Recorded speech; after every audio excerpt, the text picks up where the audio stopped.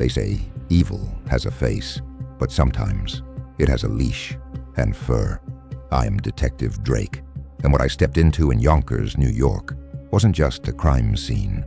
It was a message, a whisper wrapped in gunfire and blood, left behind like breadcrumbs in the summer of '76. A .44 caliber revolver, 6 bodies, no fingerprints, and then a letter addressed to us, the ones who hunt, handwritten, coded, taunting. I still remember walking past that cracked open apartment door, room temperature off by 5 degrees. Not enough to be suspicious, unless you've walked into death as many times as I have. The place reeked of gun oil and canned dog food. And then I heard it, soft scratching from the back room. A black Labrador sat there, staring at me like it had already written the next page of the case file. Calm, watching, almost satisfied. David Berkowitz, postal worker, neat shoes, bad posture, eyes like radio static. He told us the dog made him do it. Not metaphorically, literally. He believed the neighbor's dog was possessed.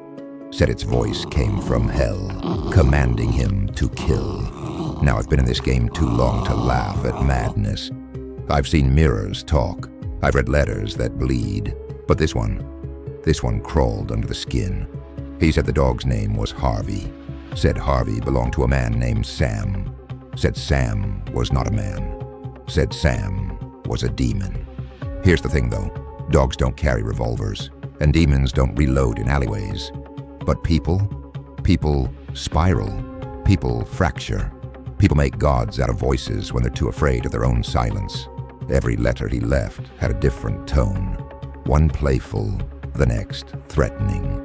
Like he was speaking to someone he desperately wanted to impress or obey. The media called him Son of Sam. But what if Sam was never real? What if Son of Sam was just David trying to become something bigger than a man, something uncatchable? Now here's where I need you. And I don't mean that as some cheap gimmick. You've been riding with me this far, seen the patterns, heard the echoes. What do you think? Was David delusional? Or was this the smartest mask a killer ever wore? Drop your theory in the comments. Real detectives don't solve in isolation. And between us, I've had cases shift on a single smart suggestion from someone outside the badge. Back to Berkowitz. Years later, he recanted the whole demon dog story, claimed he made it up, said there were others, an entire cult, a web of shadows, but he never named them, never gave us a thread to pull, just a newer, deeper hole to fall into. That's the thing about lies.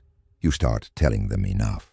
You forget which ones you told to survive and which ones to feel powerful.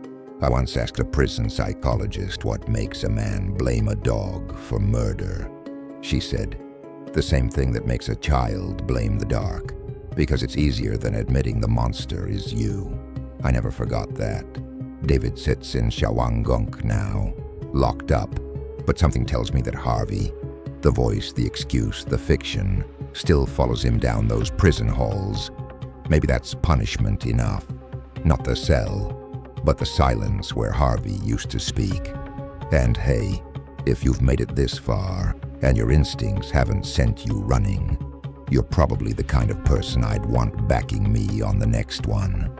So keep your badge polished, stay close, and maybe, just maybe, tap that like button the way I tap a suspect's alibi. Carefully, methodically, like it might just lead somewhere. Until next time, remember, the scariest voices are the ones we let live in our heads. Stay sharp.